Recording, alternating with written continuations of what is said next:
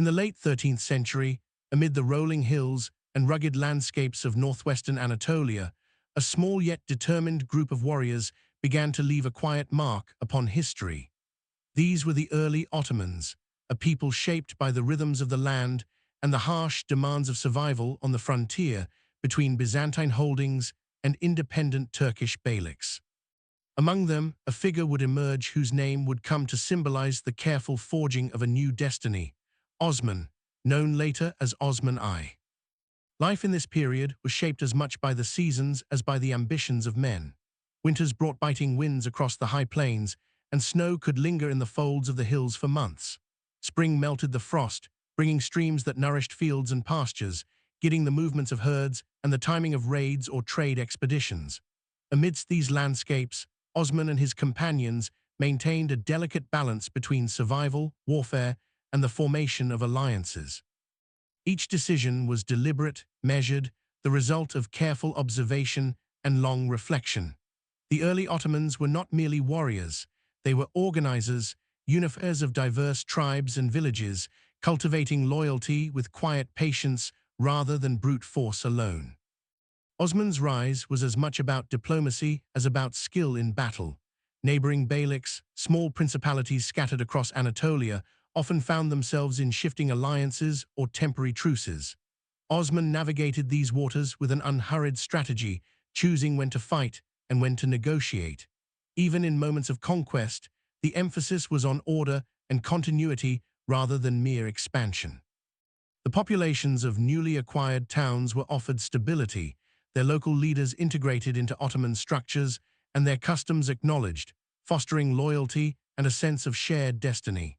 In these early years, the empire that would stretch across continents was being shaped not by sudden leaps, but by incremental, thoughtful steps, guided by a leader attuned to both people and place. The settlements themselves reflected the practical and spiritual lives of these early Ottomans. Wooden fortresses perched upon hills overlooked fertile valleys where communities tended crops and raised livestock. Open markets provided a rhythm to daily life, where merchants traded not only goods, but knowledge, news, and cultural practices. Mosques, modest yet carefully constructed, offered spaces for reflection, prayer, and communal gathering. Each structure was a testament to an understanding that permanence required both physical and social foundations. Osman, even in his relatively humble beginnings, recognized that leadership was not merely about conquest, but about creating spaces in which people could flourish, finding calm and security amid the uncertainties of frontier life. It is important to imagine the quiet strategies that underpinned Osman's campaigns. His forces, though small compared to neighboring powers, moved with precision. Scouts brought detailed reports of terrain, weather, and the disposition of neighboring forces. Every maneuver was planned with an eye toward sustainability, ensuring that victories could be held and that supply lines and local cooperation were maintained. The early Ottomans were as much observers and planners as they were fighters, understanding that the endurance of a nascent state depended on careful, sustained action rather than fleeting victories. This approach would become a defining characteristic of the Ottoman Sultans, shaping centuries of governance and territorial expansion. Alongside these strategic considerations, the spiritual dimension of Ottoman life provided both guidance and cohesion. Leaders and warriors alike sought wisdom from religious teachings and the counsel of learned figures. The rhythms of prayer and observance provided structure to daily life, reinforcing values of justice, loyalty, and measured action. Osman's leadership blended this spiritual awareness with practical governance, setting an example for those who followed him. Even as he navigated the complexities of alliances and warfare, he remained deeply attentive to the moral and ethical framework of his community, understanding that a dynasty built upon trust, faith, and shared purpose would endure longer than one based solely on force. The surrounding lands, contested yet full of life, shaped the Ottomans as much as they provided opportunities. Forests, rivers, and mountain passes offered natural defenses and resources, while open plains facilitated the mobility necessary for both trade and warfare. The population was a mosaic of cultures, faiths, and traditions, each contributing to a rich social fabric. Osman's genius lay in recognizing the value of inclusion, integrating local customs and leaders into his emerging administrative framework. Conquests were accompanied by gestures of respect, granting autonomy where possible and weaving a sense of unity out of diversity. In this way, the early Ottomans began to cultivate not only power but legitimacy, a subtle yet essential component of enduring rule. By the time of Osman's passing, the foundations of a dynasty had been quietly but firmly laid. The territories under Ottoman control were modest in comparison to what the empire would later encompass, yet the seeds of a lasting civilization were sown. Trade routes were established, local administration took shape, and a pattern of measured expansion guided by careful diplomacy had been set. Osman's vision was not of rapid conquest, but of sustainable governance, a principle that would echo through the reigns of his successors. The calm, deliberate strategies he employed allowed a relatively small principality to endure, gradually growing into a force that could influence the course of continents. As the night deepens and the land rests under the quiet sweep of stars, one can imagine Osman's Anatolia as a living tapestry. Hills and valleys, towns and fortresses, rivers and roads, all interconnected by the careful stewardship of a people committed to survival, growth, and balance. The sounds are muted, the lowing of cattle, the gentle murmur of a stream, the distant call of a watchman atop a wooden palisade. Within this quiet, the first notes of what would become a great symphony of empire begin to resonate, signaling the emergence of a dynasty that would endure through centuries of challenge and change. Through these humble beginnings, the Ottoman sultans learned the rhythms of the land, the art of negotiation, and the power of measured action. They laid the groundwork for a civilization that would intertwine governance, culture, and faith into a coherent, enduring whole. Osman I's legacy is one not of sudden grandeur, but of quiet mastery, a careful orchestration of events and relationships that would carry forward into the expanding empire, shaping the lives of countless people and the contours of history itself. In the stillness of those early days, one can sense the echo of centuries yet to come, each decision a gentle stone dropped into the river of time, creating ripples that would spread far and wide. As the Ottoman Principality began to consolidate under Osman's successors, the need for a central hub of governance and trade became increasingly apparent. The conquest of Bursa, a modest yet strategically placed city in northwestern Anatolia, marked the first significant step toward establishing a lasting imperial center. Bursa sat amid gentle hills and fertile plains, its stone walls rising quietly above winding streets where markets, mosques, and homes intertwined. The city, though smaller than the Byzantine capitals to the west, offered a sense of permanence that wooden fortresses scattered across the hills could not provide. Bursa's importance extended beyond military strategy. The Ottomans recognized that a capital needed to be more than a fortress. It had to serve as the beating heart of administration, commerce, and culture. The city became a place where governors, scholars, merchants, and artisans could gather, each contributing to the growing complexity of the Ottoman state. Stone bridges spanned narrow streams, connecting neighborhoods where traders exchanged textiles, spices, and crafts from surrounding villages. The rhythmic clatter of carts on cobblestone streets and the murmur of conversation in bustling markets created a subtle soundtrack to daily life, a quiet testament to the careful orchestration of urban society. The early sultans paid close attention to governance in this emerging center. Administrative structures were modest but effective, designed to balance military needs with civil order. Couriers carried messages between distant provinces, while local judges and officials ensured that the law was observed. Osman's vision of measured, sustainable rule guided these developments, emphasizing not only conquest, but also the creation of institutions that could endure.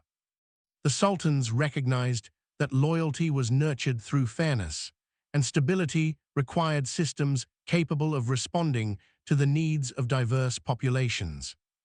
Beyond governance, Bursa became a canvas for the Ottoman understanding of culture and faith. Mosques and madrases, though simple in design compared to later imperial architecture, were carefully constructed to serve both spiritual and educational purposes. Courtyards with gentle fountains offered spaces for reflection, where citizens could pause in their daily labors and connect with the rhythm of life and faith. Gardens irrigated from nearby streams provided both sustenance and serenity, creating a sense of balance that would become a hallmark of Ottoman urban planning. The integration of practical, cultural, and spiritual elements in the capital reflected a leadership philosophy that valued harmony and foresight. The city's walls and gates were not only defensive but symbolic, marking the transition from a mobile, frontier-based principality to a settled, organized polity. These fortifications were carefully maintained, not merely as instruments of war, but as statements of permanence and authority. From the high towers, sentries could survey the surrounding hills, anticipating both threats and opportunities. Meanwhile, inside the city, life continued with a gentle cadence. Merchants unpacking goods, craftsmen shaping metal and clay, children learning under the guidance of teachers. The Ottomans understood that a capital's strength rested on its people, and so every decision was tempered with a sense of responsibility to those who lived within its walls. Trade routes converging upon Bursa allowed the Ottomans to expand their influence beyond Anatolia. Caravans brought goods from the east and west, carrying not only commodities but ideas, news, and cultural practices. Artisans from distant lands introduced techniques and designs, enriching local craftsmanship. The city's markets became a microcosm of the wider empire in miniature, a place where the seeds of cosmopolitan life began to take root. The Sultans encouraged this flow of knowledge and commerce, recognizing that prosperity and cultural exchange reinforced loyalty and strengthened the foundation of statehood. The quiet streets of Bursa also bore witness to the subtleties of diplomacy. Local leaders, often accustomed to autonomy, were gently integrated into the Ottoman administration. Alliances were confirmed through careful negotiation, respect for existing hierarchies, and gestures of goodwill. In many cases, the Ottomans preserved local traditions, recognizing that stability arose from inclusion rather than suppression. These early acts of thoughtful governance set a precedent for future sultans, demonstrating that empire was maintained not merely through force, but through strategy, observation, and attention to human networks. Religious life in Bursa was interwoven with the rhythm of the city. Mosques served as centers of spiritual reflection, social gathering, and learning. Calligraphers, teachers, and scholars contributed to a culture of contemplation, reinforcing moral and ethical guidance alongside civic order. The Sultan's personal presence in religious and ceremonial life conveyed a sense of continuity and stability, bridging the human and institutional aspects of governance. Within this calm framework, citizens found both protection and a sense of belonging, an enduring feature of the Ottoman approach to leadership. Even the surrounding landscapes played a role in shaping the capital. Gentle hills, olive groves, and flowing streams provided natural resources and aesthetic pleasure alike.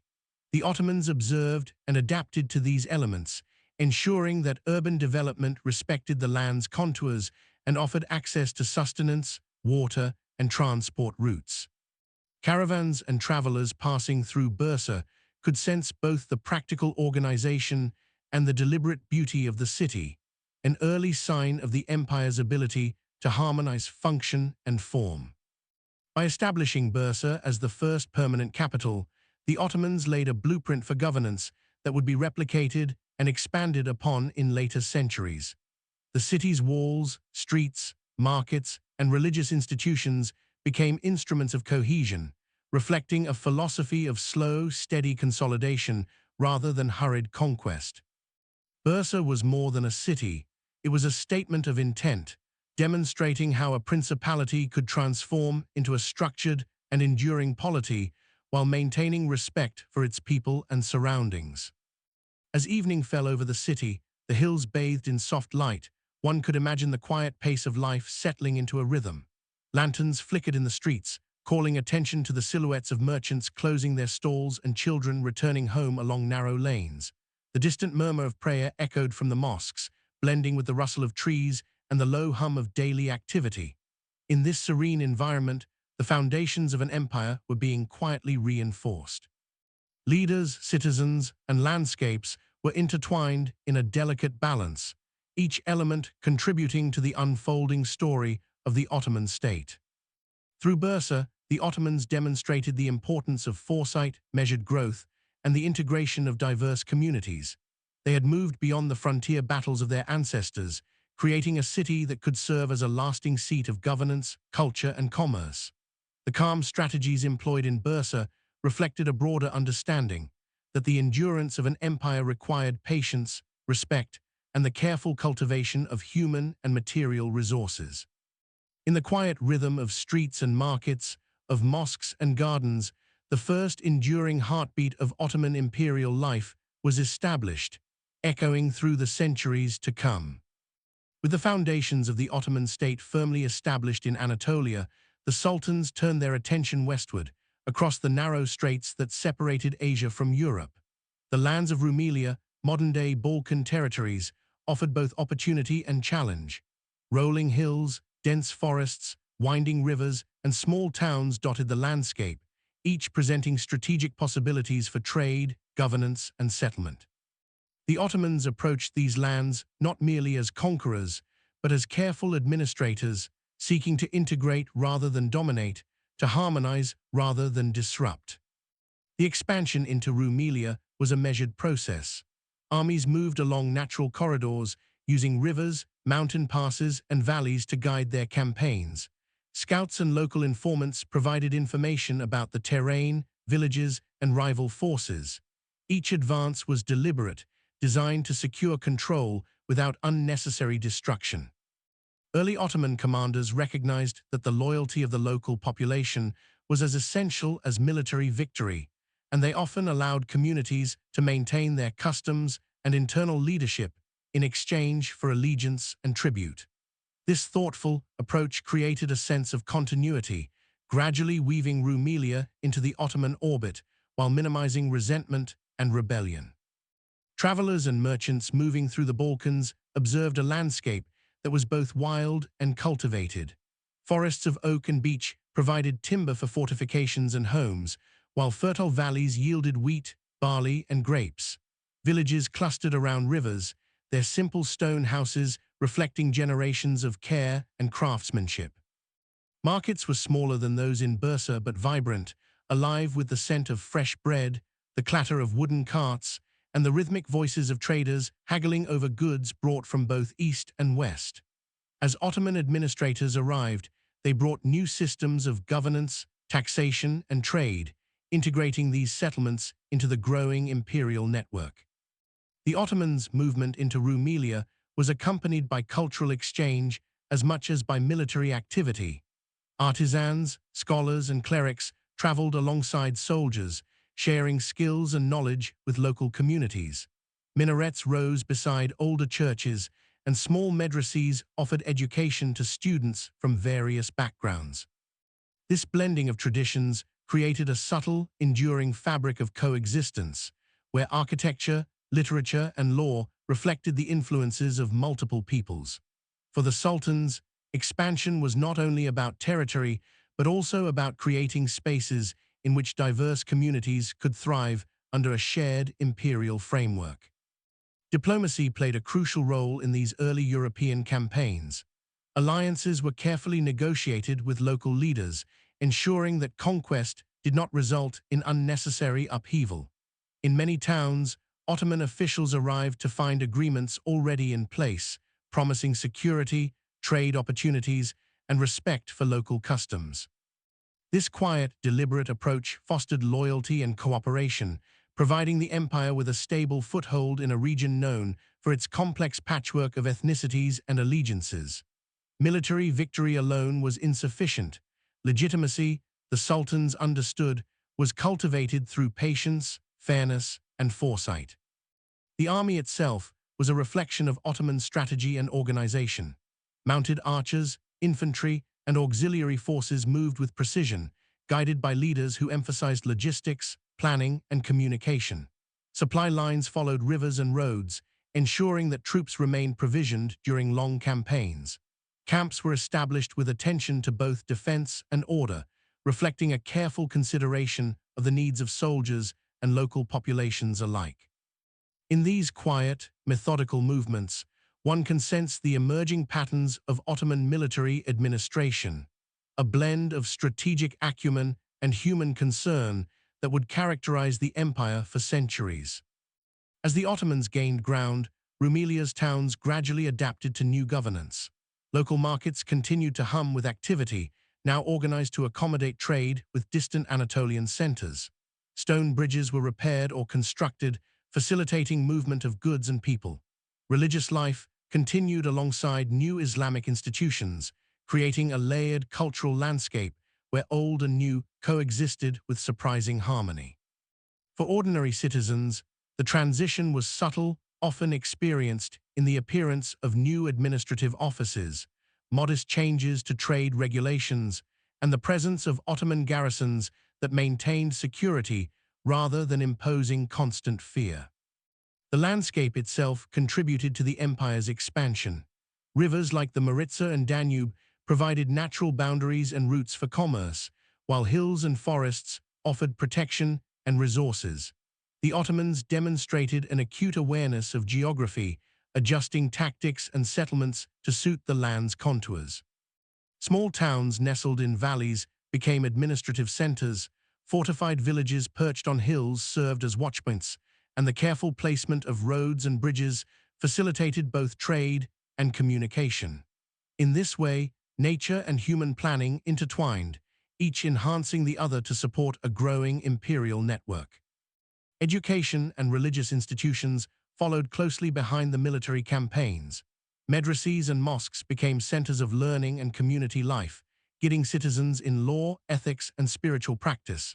Scholars from Anatolia traveled to Rumelia, teaching students and advising local administrators.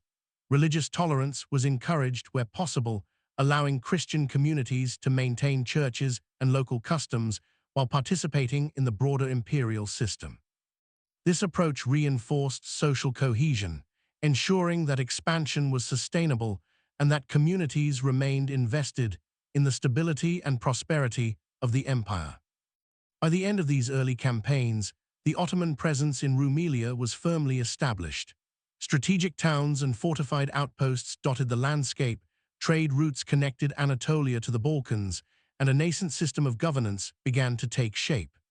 The empire's western expansion was marked by careful planning, measured diplomacy, and the integration of diverse peoples into a coherent administrative framework. The Ottomans demonstrated that growth was most enduring when guided by observation, patience, and a commitment to order, rather than by force alone. As evening fell over the forests and hills of Rumelia, the sound of flowing rivers, the faint bleating of sheep, and the quiet murmur of village life created a gentle backdrop to the unfolding story of empire. Ottoman garrisons rested beneath starlit skies, while traders and villagers alike settled into the rhythm of daily life, now subtly transformed by the presence of distant rulers whose reach was growing steadily but quietly. In this serene convergence of people, land, and governance, the early Ottomans demonstrated a capacity for both power and restraint, setting the stage for further expansion into the heart of Europe. Through Rumelia, the Sultans learned the delicate art of integration, understanding that conquest alone could not ensure stability. They honed strategies that balanced diplomacy, military precision, and cultural sensitivity, recognizing that the endurance of empire depended on the loyalty of its people as much as on the skill of its armies. These early campaigns laid the groundwork for centuries of Ottoman influence in southeastern Europe, a testament to the vision, patience, and measured authority that would define the Sultans' rule for generations to come. By the middle of the 15th century, the Ottomans had grown from a modest Anatolian principality into a formidable regional power. Yet one city remained a jewel beyond their grasp: Constantinople, the ancient capital of the Byzantine Empire. Perched upon the shores of the Bosphorus, its massive walls had withstood centuries of sieges, and its harbors teemed with ships from across the Mediterranean and Black Seas. The city represented both a formidable challenge and a profound opportunity, offering control over trade, strategic passage, and the prestige of capturing a capital that had long symbolized imperial authority. Maimed II, later known as Maimed the Conqueror, approached this task with remarkable patience and vision. From the quiet chambers of his command tents, he studied maps, observed tides, and carefully marshaled resources. Cannons were crafted with meticulous attention, some weighing several tons, capable of breaching walls that had seemed impregnable. Skilled engineers, artisans, and military advisors traveled from distant lands to assist in the preparation, each contributing their knowledge to the orchestration of a campaign that would ultimately reshape history. Even in this intense period of military planning, the atmosphere remained one of thoughtful deliberation, where every detail was considered and every decision weighed with foresight. The Ottoman approach to the city blended strategy with subtlety. Naval operations were coordinated along the Golden Horn, while bridges and chains were managed to control the movement of ships. Simultaneously, ground forces were positioned with care around the city's formidable walls, taking advantage of the surrounding terrain to ensure supply lines and lines of retreat remained secure. Scouts and spies provided continuous intelligence, monitoring troop movements within and around the city. The Ottomans' methodical approach exemplified a principle that had guided their expansion for generations. Success depended not only on strength, but on patience, observation, and the thoughtful use of resources. The city itself was a marvel of architecture and engineering. Massive stone walls rose layer upon layer, punctuated by towers that had resisted countless sieges. Narrow streets wound between densely packed buildings, and the harbors teemed with vessels from Venice, Genoa, and other trading powers. Markets offered goods from every corner of Europe and Asia, from silks and spices to wine and olive oil. Mosques, churches, and palaces reflected the city's layered history, each structure telling a story of human ambition, artistry, and faith. For the Ottomans, conquering Constantinople was not merely a military objective. It was a transformation of a living city, a delicate process requiring both force and careful administration. The siege itself unfolded over weeks, marked by a quiet tension rather than chaotic clamor. Cannons thundered across the walls, shaking stone and mortar, while soldiers moved with precision in their assigned positions. Engineers repaired breaches and maintained artillery, their work meticulous and continuous. Within the city, inhabitants experienced the strain of uncertainty, yet life persisted in small rhythms, families tending to homes, merchants safeguarding goods, and priests and imams getting spiritual reflection. This juxtaposition of preparation, anticipation, and everyday life lent the campaign a unique cadence, a rhythm of calm determination rather than sheer chaos. Maimed II's personal leadership was both decisive and contemplative. He inspected fortifications, observed troop drills, and met with advisors in moments of quiet reflection. His strategies reflected not only military skill, but an understanding of human psychology and governance. Decisions were measured, designed to minimize unnecessary loss while ensuring the city's eventual surrender. The Sultan's presence conveyed both authority and reassurance, a reminder to his troops and commanders that every action was part of a larger plan, guided by foresight and vision rather than impulsive aggression. When the walls finally gave way, the capture of Constantinople was executed with precision. Troops entered systematically, securing key positions and maintaining order as the city transitioned into Ottoman control. Rather than indiscriminate destruction, the Ottomans focused on stabilization, restoring trade, and incorporating local leaders into the emerging administrative framework. Streets, markets, and ports continued to function, now under a new governance that valued continuity as much as conquest. This careful approach ensured that the city's immense economic, cultural, and strategic potential could be harnessed effectively. The transformation of Constantinople into Istanbul exemplified the Ottomans' philosophy of measured expansion. Palaces, mosques, and administrative offices rose alongside older structures, blending new and ancient, east and west. Scholars, artisans, and merchants were encouraged to settle, creating a cosmopolitan center where cultures intermingled and ideas flourished. The city's harbors became conduits for trade between continents, while its streets and squares reflected a blend of practical administration and aesthetic care. In every detail, the Sultans sought to balance power with civility, strength with subtlety, and governance with cultural enrichment. Religious life continued to play a central role. Mosques were constructed to serve spiritual needs and community life, while existing Christian institutions were preserved under careful supervision. Scholars and teachers facilitated education, ensuring that the city's intellectual traditions persisted even amid dramatic political change. This integration of faith, learning, and governance reinforced social cohesion, allowing the Ottoman administration to gain legitimacy in the eyes of residents and visitors alike. Through these efforts, Constantinople became not only a military victory, but a model of sustainable urban transformation. Even the natural environment influenced the city's new rhythm. The Bosphorus, its waters glimmering with reflection from dawn to dusk, provided both transport and sustenance. Hills and valleys guided the layout of streets and fortifications, while gardens and fountains offered quiet spaces of reflection. The Ottomans, attentive to these elements, ensured that the city's human and natural landscapes were harmonized, creating a sense of balance that mirrored the Sultan's broader approach to rule. By the end of the conquest, Constantinople had become a bridge between worlds, between Europe and Asia, past and present, tradition and innovation. The city's transformation reflected the Ottomans' careful blend of ambition, patience, and cultural sensitivity. It was a turning point not only for the empire, but for the broader history of the region, signaling a new era of trade, diplomacy, and governance. The measured strategies employed in this campaign would become a hallmark of Ottoman expansion, demonstrating that the enduring strength of an empire depended as much on wisdom and foresight as on military might. As night fell over the newly captured city, the sounds of daily life gradually gave way to quiet reflection. Lanterns glimmered along the streets, merchants secured their shops, and guards patrolled the walls beneath a canopy of stars. In the gentle hush, one could sense the delicate balance of continuity and change. The ancient city, with its deep-rooted history, now began a new chapter under the careful guidance of maimed II and the Ottoman sultans.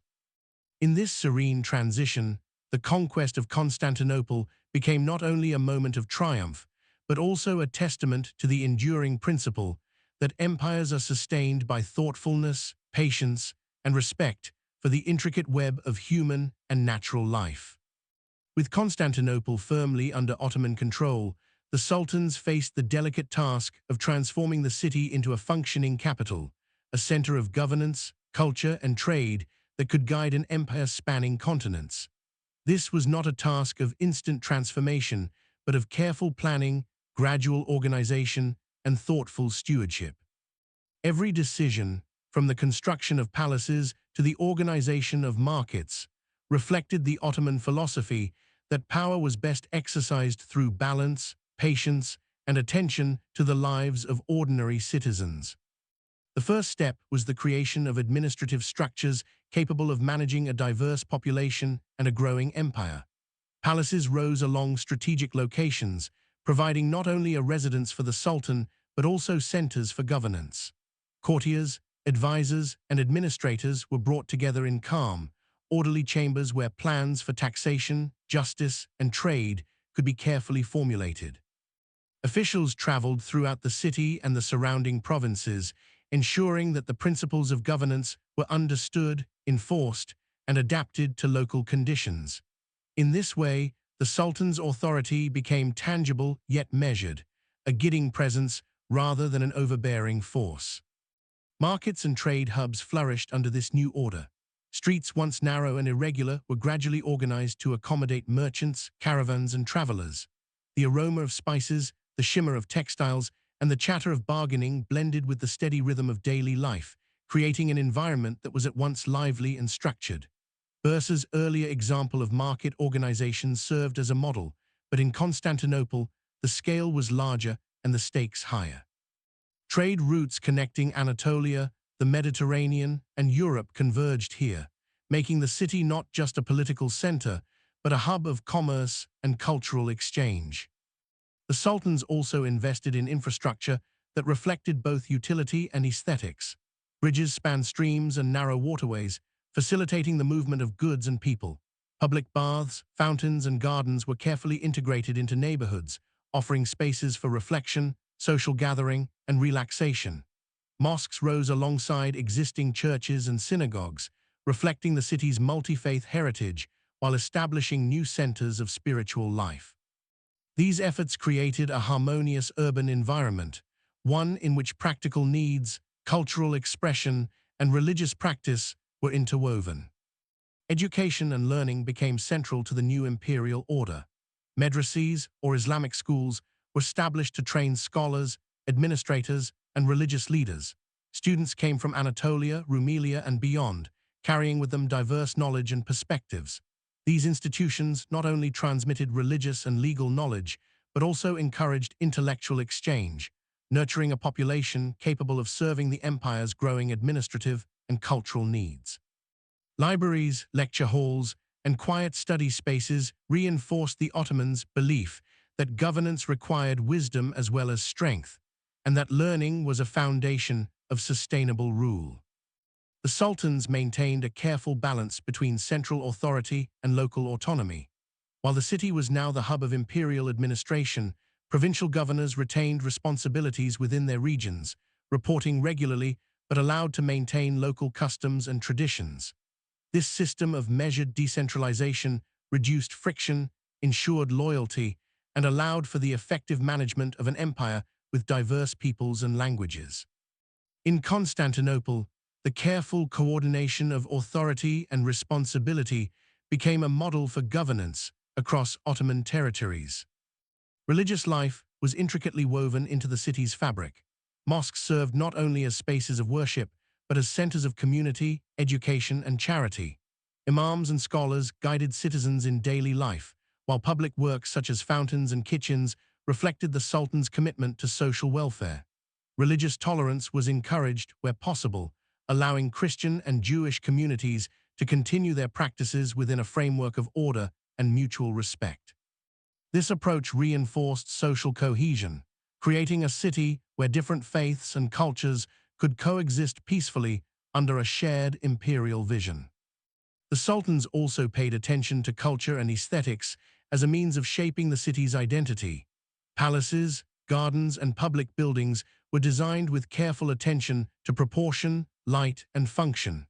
Courtyards with flowing fountains provided spaces for contemplation, while patterned tilework, carved wood, and intricate calligraphy reflected the empire's artistic sensibilities. Artisans and craftsmen were encouraged to innovate while respecting tradition, creating an urban environment that was both practical and beautiful. Through these efforts, Constantinople became not only a political capital, but a cultural beacon, a city where human achievement and imperial vision converged. Even the natural environment was integrated thoughtfully into the urban order. Hills and valleys guided the placement of roads, neighborhoods, and fortifications. The Bosphorus offered transportation, sustenance, and scenic beauty, while gardens and parks provided calm retreats from the city's activity. Ottoman planners understood that a city's endurance depended on harmony with the land, and Constantinople became a model of urban design that balanced functionality, beauty, and environmental awareness. The consolidation of Istanbul as the imperial capital also strengthened the empire's sense of identity. Ceremonies, official gatherings, and public proclamations reinforced the Sultan's presence while fostering civic pride among citizens. Administrative centers coordinated trade, taxation, and law enforcement, creating an ordered framework in which daily life could continue smoothly even as the empire expanded across Europe and Asia. The city became a microcosm of the empire itself, diverse, disciplined, and guided by measured authority. Through these years of careful development, Constantinople evolved into more than a conquered city. It became the embodiment of Ottoman ideals, thoughtful governance, cultural richness, economic vitality, and social cohesion. The transformation was gradual, patient, and deliberate, reflecting the empire's understanding that lasting power required more than military conquest. Each stone laid, each bridge built, each garden planted was a step toward a city that could sustain the empire's ambitions for generations to come. As night settled over Istanbul, the glow of lanterns reflected on the waters of the Golden Horn. The murmurs of the Bosphorus, the faint chatter of late-night merchants, and the distant echoes of prayers created a gentle rhythm that mirrored the city's orderly transformation. In this quiet scene, one could sense the enduring legacy of the Sultan's early efforts, the creation of a capital that was both functional and harmonious, a center of administration, culture, and faith that would guide an empire through centuries of change. In Istanbul, the principles of measured expansion, careful planning, and integration of diverse peoples were manifested in streets, markets, palaces, and gardens. The new imperial order was established not with haste or force alone, but with foresight, patience, and an understanding of the intricate connections between governance, culture, and daily life. Through this transformation, the Ottoman sultans demonstrated that the true strength of an empire lay not only in conquest, but in the creation of structures, both tangible and intangible, that could sustain human life, order, and civilization across time. By the early 16th century, the Ottoman Empire had established itself as a formidable power stretching across Anatolia, the Balkans, and parts of the eastern Mediterranean. Yet it was the ascension of Suleiman I, later known as Suleiman the Magnificent, that marked a defining moment in the empire's history. His early reign combined youthful energy with remarkable wisdom, signaling the beginning of a period characterized by military expansion, cultural flourishing, and administrative reform. From the very outset, Suleiman approached leadership with careful thought, blending ambition with a reflective awareness of the responsibilities of governance. Suleiman's upbringing had been shaped by both education and observation. From a young age, he was immersed in studies of law, literature, theology, and military strategy. Tutors and scholars guided his mind, teaching him not only the practical skills of leadership, but also the ethical and moral foundations necessary for just rule. Alongside formal education, he observed the workings of the palace, the deliberations of administrators, and the conduct of his father's military campaigns. These experiences instilled in him a sense of measured authority, an understanding that true power was exercised not through impulsive action, but through careful consideration of both human and political factors. The young sultan's first months on the throne were marked by observation and quiet organization. Administrators, military leaders, and advisors presented reports from across the empire, detailing trade, taxation, governance, and external threats. Suleiman listened attentively, asking questions and weighing options, understanding that the foundation of his reign would rest on both knowledge and prudent decision-making. He visited key provinces, walking among markets and administrative centers, observing the rhythm of daily life and the workings of local governance. In these calm, deliberate movements, he established the tone of a reign guided by insight, patience, and foresight. Military campaigns remained a central concern, even in these early years. Suleiman recognized that the security of the empire and the protection of trade routes depended upon disciplined, well-coordinated forces. He oversaw the training of troops, the organization of logistics, and the planning of campaigns with a meticulous attention to detail. Generals and engineers reported strategies, scouts relayed information about terrain and enemy movements, and plans were adjusted with care to minimize unnecessary risk. Yet despite this focus on military preparedness, Suleiman's approach was characterized not by impulsive aggression, but by strategic patience, reflecting a deep understanding of the long-term consequences of each action. Administrative reform was another cornerstone of his early reign. Suleiman reviewed existing governance structures, assessing the effectiveness of provincial administration, tax collection, and judicial systems. He sought to strengthen the cohesion of the empire by codifying laws, clarifying roles and responsibilities, and ensuring that justice was administered consistently across diverse populations. This measured attention to governance reflected a philosophy that stability and prosperity were inseparable from careful management, and that the loyalty of subjects depended upon the fairness, clarity, and predictability of authority. The early years of Sulayman's reign also emphasized cultural and intellectual life. Scholars, poets, and artisans were encouraged to contribute to the flourishing of Ottoman society. Libraries and madrasas were expanded, gardens and public spaces were nurtured, and calligraphers and architects were commissioned to produce works that reflected the empire's growing sophistication. In these efforts, Sulayman demonstrated an understanding that leadership was not solely about military or administrative success, but also about fostering an environment where knowledge, beauty, and civic life could thrive. Diplomacy played an equally important role in shaping the young sultan's early policies. Alliances were formed with neighboring powers, trade agreements were negotiated, and envoys traveled to distant courts, carrying messages of both caution and opportunity. Sulayman recognized that the empire's security and prosperity were intimately linked with its relationships beyond its borders. By balancing assertiveness with prudence, he established a diplomatic posture that projected strength while remaining open to negotiation and cooperation. The Ottoman court itself reflected the calm yet purposeful ethos of Sulayman's leadership. Ceremonies and administrative meetings were conducted with attention to order and detail, emphasizing both tradition and effectiveness. Courtiers and advisors were encouraged to offer counsel, creating a culture in which decisions were informed, deliberate, and measured. The Sultan's presence conveyed authority without harshness, inspiring both respect and loyalty among those who served him. These early months and years set the tone for a reign that would balance expansion with stability, military prowess with cultural achievement, and ambition with reflection. Even the landscapes of the empire mirrored the calm, deliberate strategies of Sulayman's early rule. Rolling Anatolian hills, fertile river valleys, and bustling towns were observed not only as resources, but as living elements of the empire's strength. Roads, bridges, and fortifications were maintained with attention to both functionality and harmony with the land. Markets and ports were organized to facilitate trade and communication, while gardens and public spaces offered residents quiet places for reflection and communal life.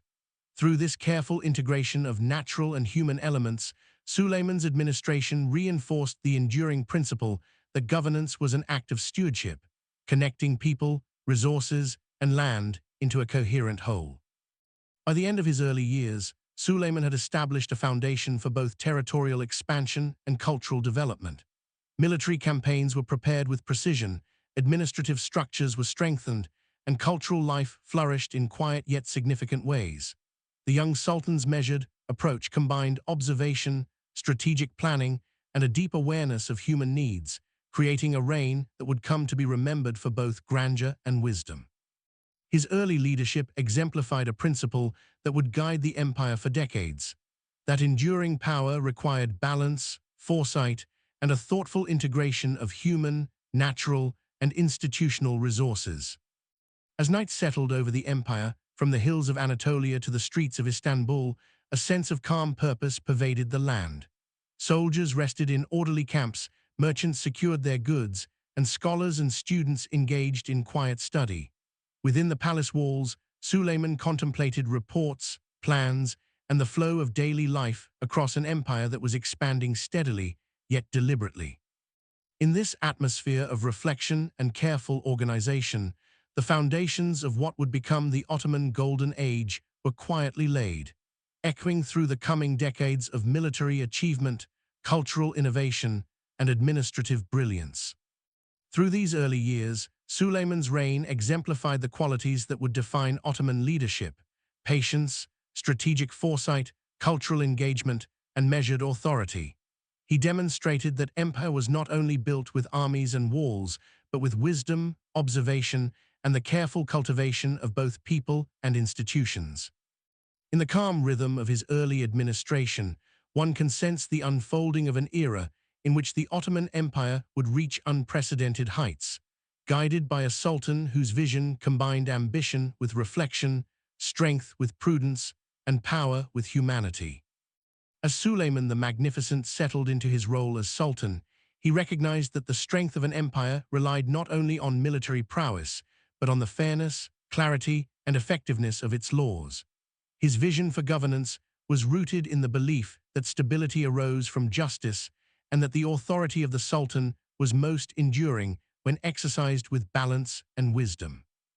Thus began a period of extensive legal reform, carefully codifying laws and administrative practices that would guide the Ottoman Empire through both expansion and internal challenges. Central to Suleiman's reforms was the codification of what became known as the Canon, a set of secular laws designed to complement the Islamic Sharia. While Sharia provided a moral and spiritual framework, the Canon addressed practical matters of administration, taxation, land tenure, and criminal law. The Sultan worked closely with scholars, judges, and advisors, reviewing existing customs, precedents, and local practices. Each regulation was examined for clarity, fairness, and applicability, ensuring that the law could function effectively across a diverse empire with multiple languages, religions, and social traditions. In these careful deliberations, the essence of Ottoman governance became evident: measured authority combined with adaptability, ensuring both order and legitimacy. The administrative structure of the empire was likewise refined under Suleiman's guidance. Provinces were organized with a hierarchy of governors, judges, and officials, each responsible for implementing laws and maintaining stability. Provincial governors were empowered to make local decisions within a framework of central oversight, a balance that encouraged efficiency without undermining local customs. Couriers and messengers linked the capital to distant territories, ensuring communication and coordination across Anatolia, the Balkans, and the Eastern Mediterranean. Through this organized network, the Sultan's vision of cohesive governance extended beyond Istanbul, reaching the farthest corners of the empire. Judicial institutions played a pivotal role in consolidating authority and maintaining social cohesion. Judges, or cadis, were appointed with careful attention to their knowledge, impartiality, and integrity. They presided over disputes ranging from commercial contracts to property rights, always mindful of the dual framework of Canon and Sharia. Their decisions were not only legally binding, but culturally resonant, reinforcing the sense that the Sultanate was both just and responsive to the needs of ordinary citizens. Courts were places of deliberation rather than spectacle, calm spaces where reason and fairness guided outcomes. In this way, governance became a quiet but tangible force shaping everyday life. The impact of these reforms extended beyond courts and offices. Trade and commerce benefited from clearer regulations, ensuring that markets functioned predictably and efficiently. Merchants traveling between Anatolia, the Balkans, and the Mediterranean could operate with confidence, knowing that contracts, tolls, and tariffs were administered consistently. Land tenure and taxation systems were clarified, reducing disputes and fostering a sense of fairness among peasants, artisans, and landowners alike.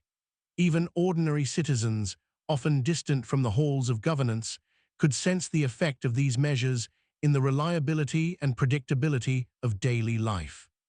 Suleiman's legal reforms were not imposed in haste, but developed through consultation and reflection. Scholars, clerics, and administrators were encouraged to debate, propose, and refine policies.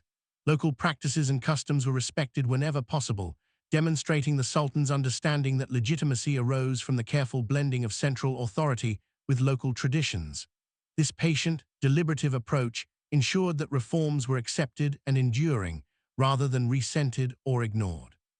In essence, law became a tool of cohesion, a structure through which diverse communities could live under a shared, fair, and comprehensible system.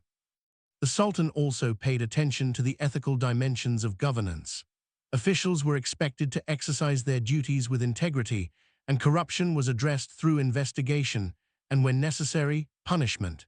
Education and training for administrators emphasized not only technical knowledge but moral responsibility, creating a class of bureaucrats who could be trusted to uphold the Sultan's vision.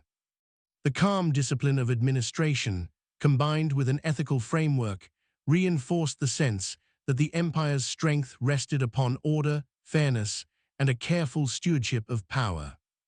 Cultural and religious life intersected with these reforms in subtle but meaningful ways. Mosques, madrasas, and charitable institutions were integrated into governance structures, ensuring that spiritual guidance and social welfare complemented legal and administrative authority.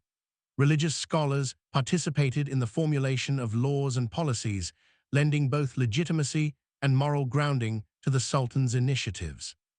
Public works, such as fountains, roads, and marketplaces, reflected the philosophy that governance should improve the material and spiritual well-being of citizens, creating a calm environment in which life could flourish. Education was further emphasized as a pillar of governance.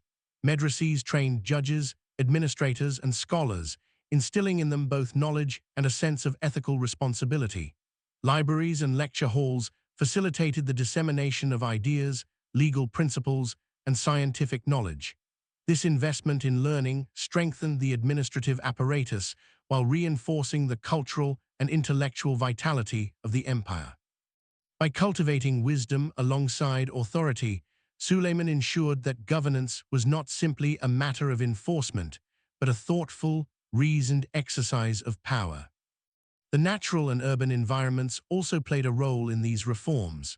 Roads and bridges were maintained to facilitate travel and trade, while urban planning integrated marketplaces, mosques, and public spaces in ways that reflected order and functionality. Provincial towns were linked to the capital through clear communication channels, enabling timely administration and oversight. Even the layout of cities and towns reflected the Sultan's vision, practical, harmonious, and conducive to both commerce and community life. In every detail, governance extended beyond offices and courts into the very fabric of daily life. Through these reforms, Suleiman established a model of governance that would endure for decades. Law, administration, education, and public works were carefully intertwined to create a stable, cohesive empire.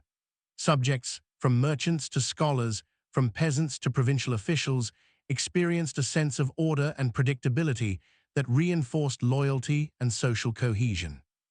The Sultan's calm, deliberate approach to authority ensured that power was exercised not arbitrarily, but thoughtfully, in ways that fostered stability, prosperity, and fairness.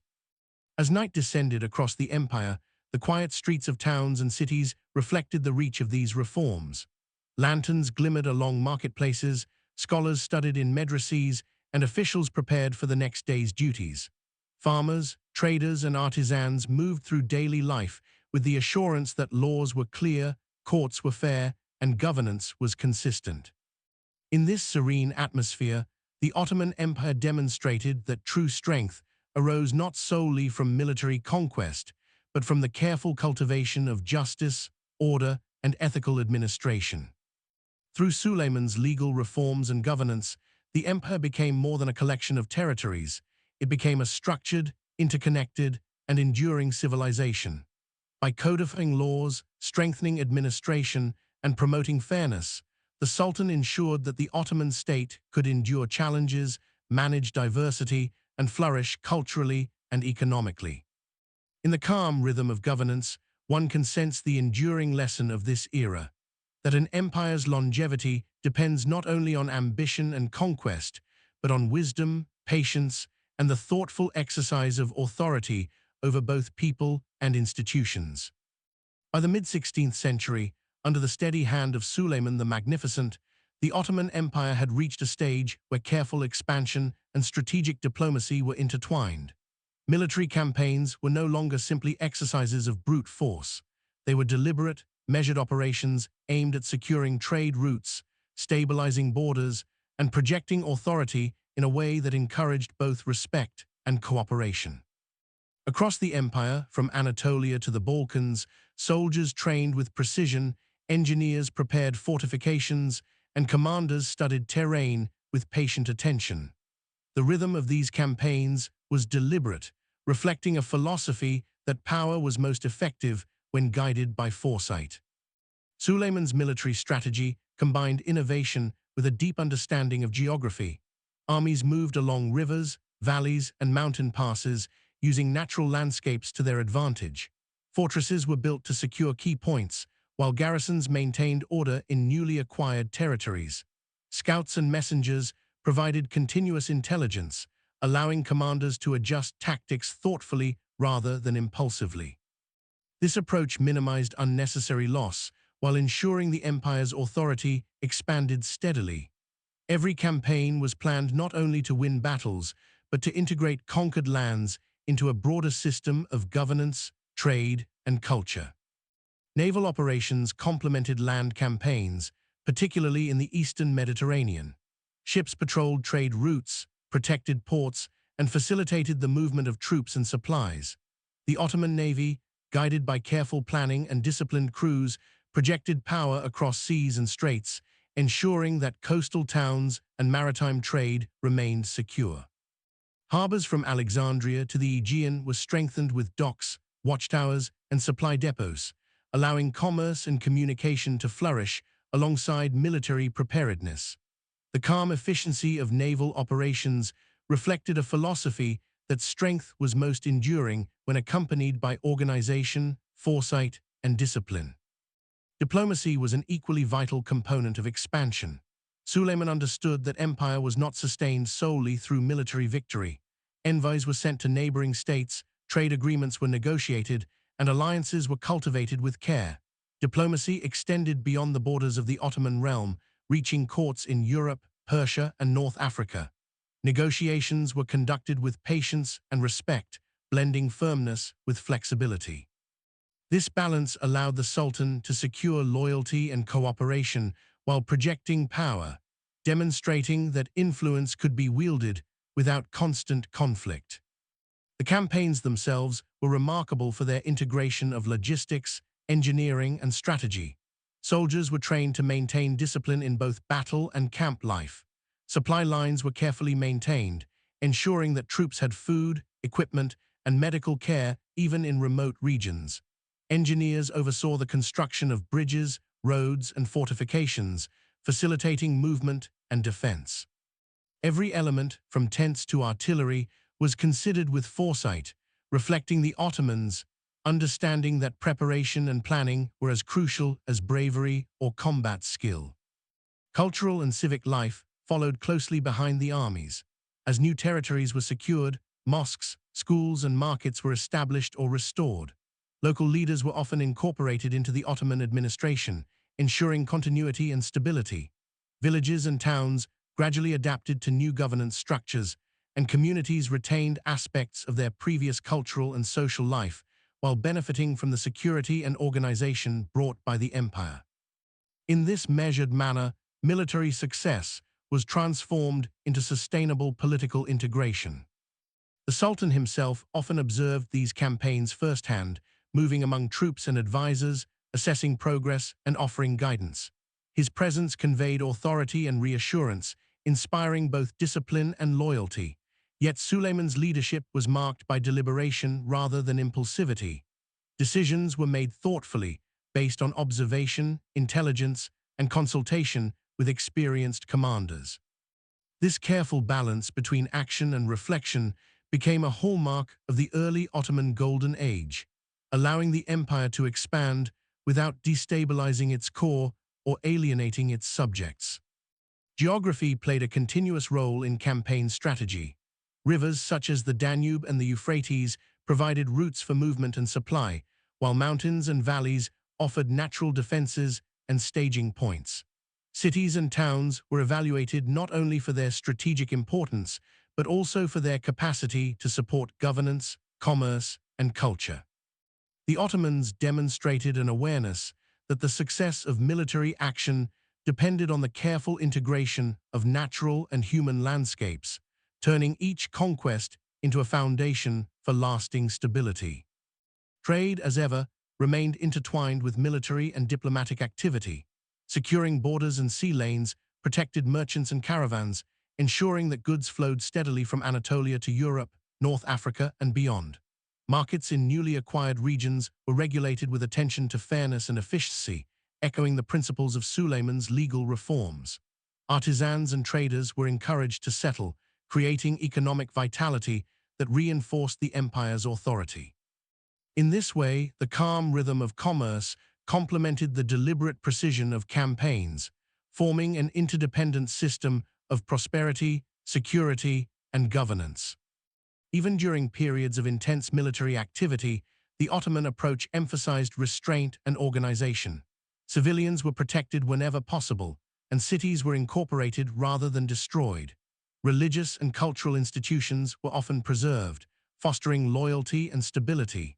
Soldiers moved with discipline, engineers maintained infrastructure, and administrators prepared for the arrival of new governance structures. This careful attention to human, cultural, and environmental factors ensured that the empire's expansion was sustainable, not fleeting, demonstrating a sophisticated understanding of the responsibilities inherent in conquest. Through diplomacy and warfare, the Ottomans expanded their influence while maintaining cohesion within the empire. Neighboring states recognized both the Sultan's strength and his capacity for measured negotiation, a combination that encouraged cooperation and minimized unnecessary conflict. Trade agreements, alliances, and treaties extended the empire's reach, creating networks of influence that reinforced Ottoman authority without constant use of force. In this way, power was exercised with a sense of balance, blending firmness with flexibility and ambition with careful stewardship. As dusk fell across the empire, from Anatolia's rolling hills to the Mediterranean coastlines, the quiet rhythm of daily life continued amidst the preparations for campaigns. Soldiers rested in orderly encampments, traders secured goods in marketplaces, and envoys drafted letters and agreements. In the calm of evening, one could sense the subtle orchestration of empire, armies, diplomats, administrators, and citizens moving together within a carefully structured framework. It was a testament to the Ottoman understanding that true strength lay not merely in conquest, but in the integration of power, law, culture, and human cooperation. Through these campaigns and diplomatic efforts, Suleiman demonstrated that the enduring stability of an empire relied on the careful exercise of authority. Military skill was balanced with administrative foresight, territorial ambition with diplomacy, and human welfare with strategic planning. The rhythm of the empire, guided by these principles, allowed the Ottomans to expand across continents while maintaining cohesion, prosperity, and cultural vitality. In the calm, measured conduct of military campaigns and diplomacy, one can see the embodiment of Ottoman wisdom, a recognition that the long-term strength of an empire is built not only on the sword, but on observation, patience, and the thoughtful integration of people, land, and governance. During the reign of Suleiman the Magnificent, the Ottoman Empire not only expanded in territory and influence, but also experienced a remarkable flourishing of architecture, arts, and culture. The Sultan understood that a stable and enduring empire required more than military might or legal reform. It needed to nurture human creativity and cultural expression. From grand mosques and palaces to serene gardens and public fountains, the architectural and artistic achievements of this period reflected a deliberate effort to blend functionality, beauty, and symbolism, creating an environment that inspired both citizens and visitors alike. One of the most visible aspects of Suleiman's patronage was the construction of monumental architecture. Master architects and craftsmen, often trained in diverse traditions, were commissioned to design buildings that embodied the empire's ideals of harmony, order, and aesthetic refinement. Mosques became not only centers of worship, but also spaces for education, reflection, and community gathering. Palaces were designed to balance grandeur with practicality, offering both ceremonial splendor and administrative functionality. The use of domes, arches, and minarets was deliberate, creating visual rhythm and continuity that echoed the principles of order guiding the empire itself. The master architect Mimar Sinan played a central role in this architectural renaissance. His designs, including mosques, bridges, aqueducts, and schools, combined structural innovation with graceful elegance. Sinan's work reflected a deep understanding of geometry, proportion, and spatial harmony, integrating form and function in ways that elevated both everyday life and ceremonial experience.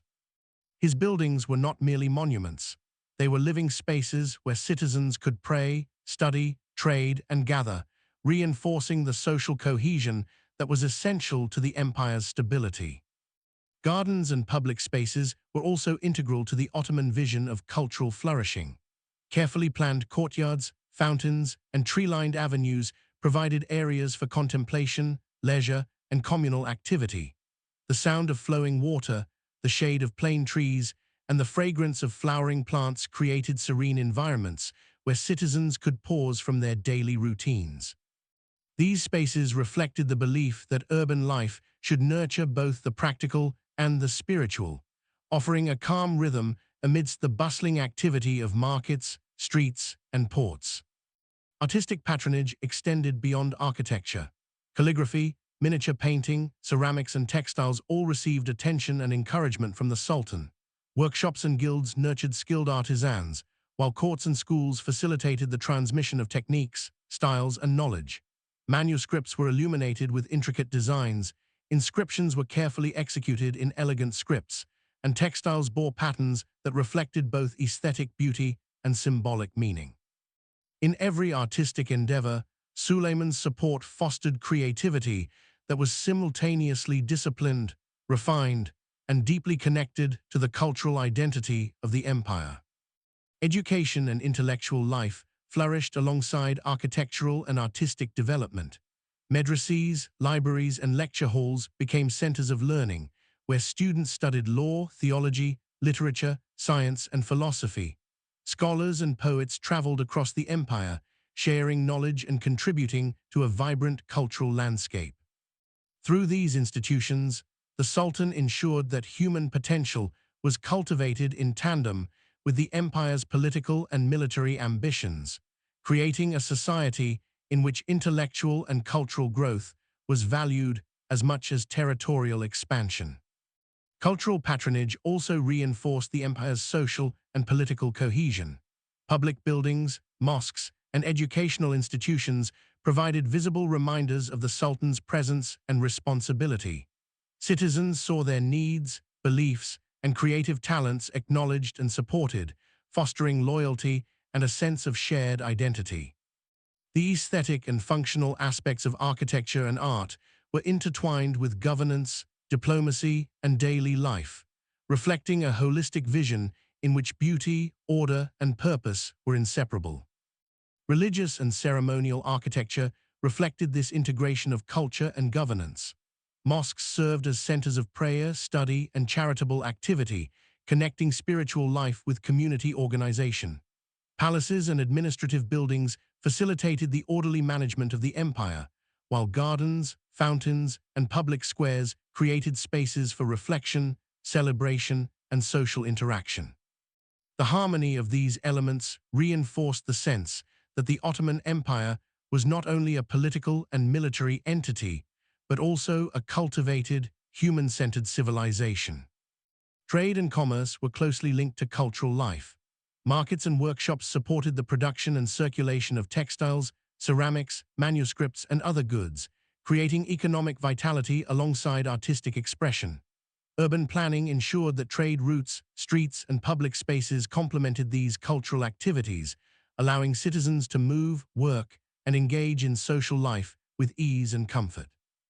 The interplay of commerce and culture reflected the Sultan's understanding that prosperity and refinement were mutually reinforcing, each contributing to the stability and endurance of the empire.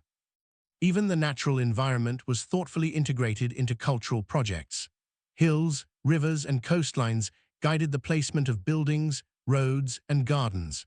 Courtyards and parks incorporated native vegetation, streams, and fountains to create harmonious spaces that were both functional and serene.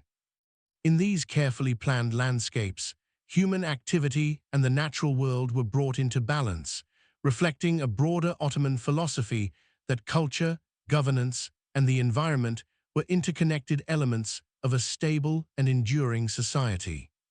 The result of these efforts was a cityscape and cultural landscape that inspired awe and calm simultaneously. Citizens moving through the streets of Istanbul, Bursa, and Edirne could encounter grandeur, utility, and beauty seamlessly intertwined. The rhythm of daily life, markets, prayers, schooling, and governance, was complemented by architectural elegance, artistic expression, and thoughtfully designed public spaces. In these environments, the Ottoman Empire manifested both power and humanity, demonstrating that leadership could cultivate not only territory, but also the minds, spirits, and hearts of its people.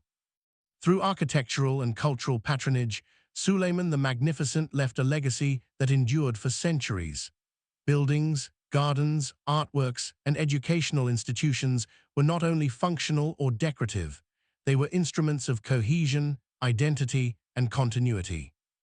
The empire's aesthetic achievements reflected a philosophy in which authority was exercised with care, vision, and cultural sensitivity, reinforcing the principles of governance, justice, and social harmony that had been established during his early reign. As night fell over the empire's cities, the minarets of mosques glimmered in the fading light, fountains trickled gently in courtyards, and scholars moved quietly among libraries and madrasas. The rhythm of daily life continued with calm assurance, underpinned by structures, institutions, and artistic creations that reflected the empire's values. In this serene environment, one could sense the deliberate and thoughtful cultivation of culture, architecture, and learning, illustrating how an empire guided by vision and wisdom could endure, inspire, and flourish across generations. In this period of architectural and cultural flourishing, the Ottoman Empire became more than a political and military power.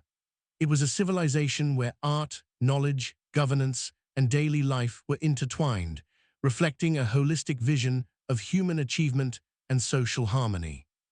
Suleiman's patronage ensured that the empire's strength was expressed not only through conquest or law, but through beauty, education, and the cultivation of human potential, a testament to the enduring principle that the greatness of a society is measured as much by its culture as by its territory.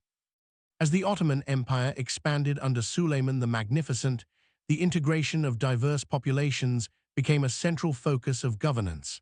Recognizing that social cohesion depended on both justice and spiritual guidance, the Sultan invested thoughtfully in religious institutions. Mosques, madrasas, and charitable foundations were not only centers of faith, but also pillars of social stability. By supporting these institutions, Suleiman ensured that religious life reinforced civic order, nurtured community bonds, and provided moral guidance across the vast and culturally varied empire. Mosques in particular served multiple roles. They were places of prayer, centers of learning, and spaces for communal gathering. Their architecture, carefully designed by master builders like Mimar Sinan, reflected both aesthetic beauty and practical functionality. Courtyards, fountains, and libraries accompanied prayer halls, creating serene environments where citizens could contemplate, study, and socialize. In these spaces, religion was experienced not as an abstract authority, but as a living, integrated part of daily life, fostering a sense of belonging and shared identity. Education played a crucial role in maintaining harmony. Madrasas provided instruction in theology, law, philosophy, and science, cultivating scholars and administrators capable of serving both religious and civic needs. Students from across Anatolia, the Balkans, and the Middle East studied under experienced teachers, learning not only texts and traditions, but also the principles of justice, ethics, and community responsibility. By training a literate and morally grounded population, the Sultan ensured that governance, religion, and education worked together to support a stable and harmonious society. Charitable foundations, or vakifs, were another essential element. Endowments funded schools, hospitals, mosques, and public kitchens, ensuring that basic needs were met and that social welfare was integrated into the empire's fabric. Wealthy citizens and officials often contributed to these foundations, encouraged by the Sultan's example and vision. In turn, these institutions fostered loyalty, civic responsibility, and a sense of shared duty. People from all walks of life, merchants, farmers, artisans, benefited from the calm infrastructure of support that tied communities together and reinforced the moral framework of governance. Religious tolerance was carefully managed to maintain harmony among diverse populations. Christians, Jews, and other minority groups were permitted to maintain their places of worship, and practiced their traditions under the millet system. Local leaders administered internal affairs with oversight from the central government, ensuring both continuity and compliance with imperial laws. This balance between autonomy and oversight encouraged loyalty, reduced conflict, and allowed diverse communities to coexist peacefully within the broader Ottoman framework.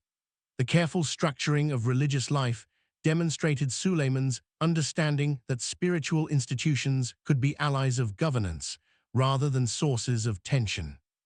Judicial and ethical guidance reinforced the role of religion in social cohesion.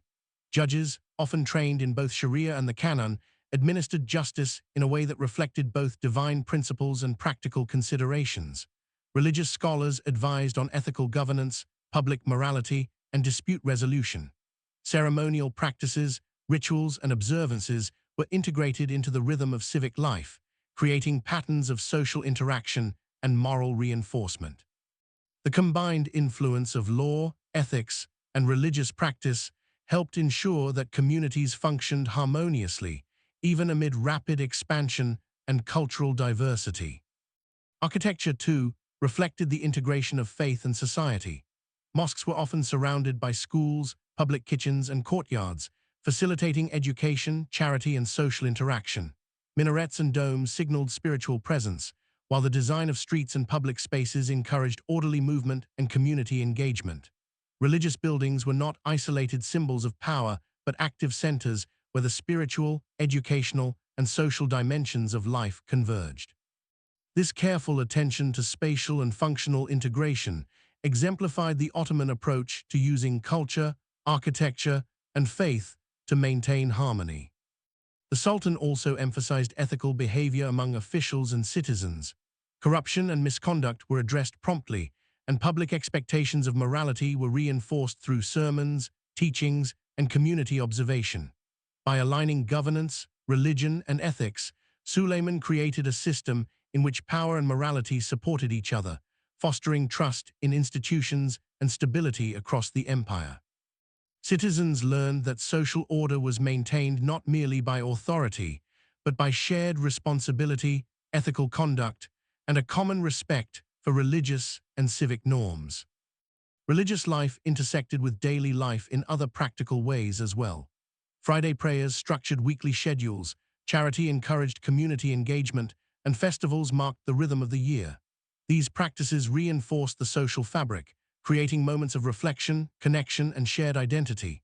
People from different walks of life participated in overlapping networks of faith, family, commerce, and civic responsibility, finding in these patterns both guidance and reassurance. The gentle cadence of daily rituals mirrored the deliberate, measured governance that Suleiman and his administrators sought to maintain across the empire. Through these efforts, the Ottoman Empire under Suleiman became a civilization in which religion and governance were deeply intertwined. Mosques and schools nurtured moral and intellectual life, charitable institutions provided support and stability, and careful legal structures ensured fairness and justice. Diverse communities were integrated into a broader framework of coexistence, supported by a central authority that balanced oversight with respect for local traditions. The calm and deliberate management of religious institutions thus became a central element of social harmony, reinforcing both cultural identity and civic stability. Even in the natural and urban environment, attention to religious and social harmony was evident. Courtyards, gardens, and fountains were designed to create serene spaces for reflection and communal life. Streets and marketplaces were arranged to facilitate access to religious institutions and educational centers. The integration of spiritual, social, and physical spaces created an environment in which human activity, morality, and governance were closely aligned, fostering both calm and cohesion throughout the empire. As evening settled across the empire, the gentle sounds of prayer echoed from minarets, fountains murmured in quiet courtyards, and scholars continued their studies by candlelight. Citizens moved through daily life with a sense of security, belonging, and moral guidance. In these serene rhythms, the careful cultivation of religious institutions revealed its enduring impact. a society in which faith, education, charity, and governance converged to maintain harmony, stability, and a shared sense of purpose. Through the careful guidance of Suleiman, the magnificent religious institutions became more than centers of worship. They were instruments of social cohesion, ethical reinforcement, and cultural continuity. By integrating spiritual life with governance, education, and community support, the empire ensured that its vast and diverse population could coexist peacefully, contributing to the stability, prosperity, and enduring legacy of the Ottoman civilization. In this calm and reflective system, one can see how faith and governance together created a society capable of sustaining human life, morality, and cultural richness across generations. The Ottoman Empire under Suleiman the Magnificent was more than a vast political and military power. It was also a hub of trade, commerce, and economic sophistication. Recognizing that prosperity was essential for stability and influence, the Sultan nurtured networks that connected cities, provinces, and continents. From the bustling markets of Istanbul to the ports along the Mediterranean and the rivers of Anatolia, trade was organized with care, blending regulation, infrastructure, and patronage to create a thriving economic ecosystem that supported both citizens and the state. Central to the empire's economic vitality was Istanbul, strategically positioned between Europe and Asia. The city functioned as a conduit for goods, ideas, and culture, attracting merchants from Venice, Genoa, Persia, and beyond. Markets were carefully arranged, with sections dedicated to textiles, spices, metals, and everyday goods. Traders operated within a framework of predictable taxation, standardized measures, and regulated trade practices, allowing commerce to flourish with a sense of order and reliability. The rhythm of the markets, punctuated by the calls of merchants and the movement of caravans, reflected the measured integration of commerce into the fabric of urban life. Trade routes extended far beyond the capital. Caravanserais, bridges, and well-maintained roads facilitated movement across Anatolia, the Balkans, and the eastern Mediterranean. These routes connected cities, towns, and villages, ensuring that goods, people, and information flowed smoothly. Markets in provincial towns mirrored the organization of Istanbul, supporting local economies while linking them to wider networks. Merchants, artisans, and farmers relied on these systems, creating economic stability and fostering a sense of cohesion across the diverse empire. Maritime trade was equally vital. Ottoman ports along the Mediterranean and the Aegean facilitated the exchange of goods such as silk, spices, ceramics, and grains. Naval patrols secured sea lanes, ensuring that commerce was protected from piracy and disruption. Ships carried both goods and information, linking distant regions and fostering diplomatic as well as economic connections. The calm organization of maritime networks reflected the empire's broader philosophy. Prosperity required planning, security, and the careful coordination of human and natural resources. Economic regulation was intertwined with legal and administrative reforms.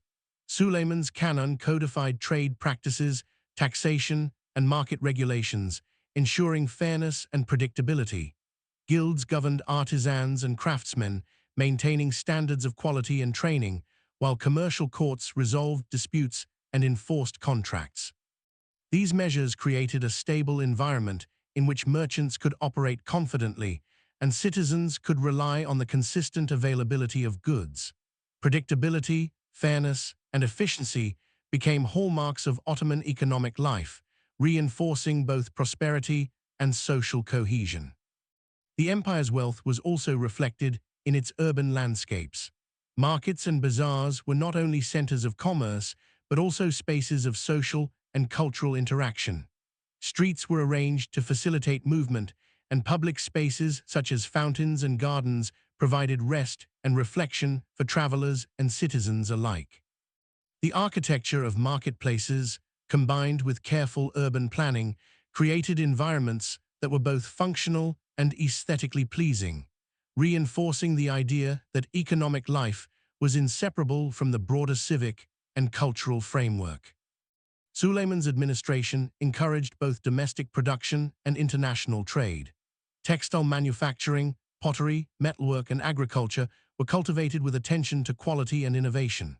Merchants were supported through standardized regulations, protection of property rights, and investment in infrastructure. Trade agreements with European and Middle Eastern powers expanded markets, ensured security, and enhanced the empire's diplomatic influence. In this way, commerce became a tool not only of wealth, but of cohesion, cultural exchange, and soft power. Agriculture underpinned the empire's economic networks. Fertile valleys and river plains were carefully managed, with irrigation, crop rotation, and local markets supporting both urban centers and military logistics. Farmers supplied cities with essential foodstuffs, while surpluses were transporting along trade routes to distant regions. By integrating agricultural production with markets, taxation, and transportation networks, the empire created a self-reinforcing system that linked land, labor, and governance into a coherent economic structure. The economic system also reflected attention to social equity. Charitable institutions, endowments, and religious foundations distributed resources to those in need, ensuring that trade and prosperity were not confined to elite circles. Public kitchens, hospitals, and education were funded through this integration of wealth and morality, reinforcing the broader Ottoman philosophy that economic life should serve human and social stability. Markets and commerce thus operated within an ethical and civic framework, blending profit, community, and governance in a balanced and harmonious manner. Trade, governance, and culture were interwoven in the everyday rhythm of Ottoman life. Citizens, whether merchants, scholars, or farmers, experienced the interconnectedness of these systems as part of a calm and structured urban and provincial life. Goods from distant lands arrived in city markets, caravans traveled along well-kept roads, and ships sailed secure sea routes, reflecting the careful orchestration of logistics, regulation, and human ingenuity. Through these networks, the empire maintained its prosperity, supported social cohesion, and reinforced the authority of the Sultan and his administration. Even during periods of military campaigns, commerce continued with resilience. Markets adapted to changing circumstances, supply lines were maintained, and merchants coordinated with administrative authorities to ensure continuity. This integration of economic, administrative, and military planning reflected a sophisticated understanding of sustainability, demonstrating that the Ottoman Empire's strength was measured not only in conquest, but in the steady, predictable rhythm of life, work, and exchange across its territories. By supporting trade, commerce, and economic networks, Suleiman the Magnificent cultivated an empire that was vibrant, interconnected, and resilient. Prosperity was not pursued for its own sake, but as a foundation for stability, social harmony, and cultural flourishing. Citizens experienced the benefits of organized markets, safe trade routes, and reliable infrastructure, fostering loyalty, trust, and a sense of shared purpose. The careful orchestration of commerce and governance exemplified the Ottoman understanding that economic life, social cohesion, and political authority were deeply intertwined. As the sun set across the empire, the hum of bustling markets gradually softened, caravans settled along the roads, and merchants prepared for the next day's trade. Ships rocked gently in harbors, laden with goods that linked distant continents, while cities glowed with the warmth of lanterns illuminating streets and bazaars. In these serene rhythms of commerce and daily life, one can sense the careful balance that sustained the Ottoman Empire, a civilization where trade, governance, culture, and human activity flowed together in measured harmony, supporting both prosperity and enduring strength.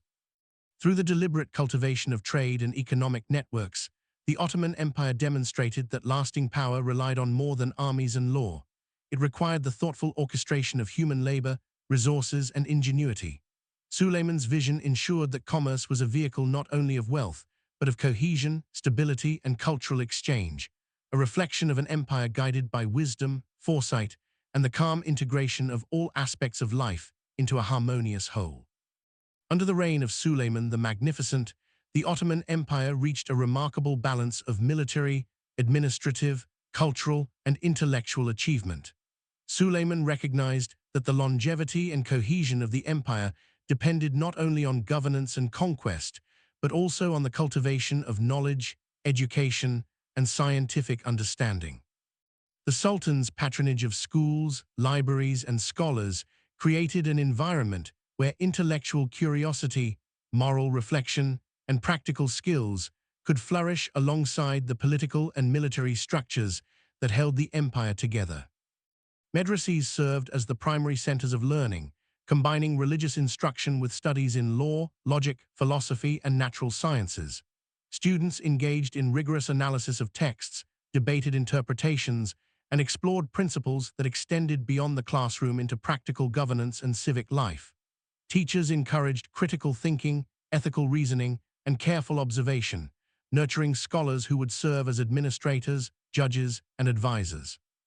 By fostering a disciplined and morally grounded intellectual class, Suleiman ensured that the empire's administration was informed by both knowledge and ethical reflection. Libraries flourished under Suleiman's reign, with manuscripts on theology, history, mathematics, astronomy, medicine, and poetry carefully collected, copied, and studied. These libraries became centers of learning and research, attracting scholars from across the empire and beyond. Scientific observation and experimentation were encouraged, particularly in astronomy, medicine, and engineering, disciplines that supported both practical governance and military strategy. Students and scholars were encouraged to explore ideas freely within the framework of ethical responsibility and cultural continuity, ensuring that innovation complemented stability rather than undermining it. The Sultan's support extended to the arts and literature, where poetry, calligraphy, and historical writing intersected with intellectual life.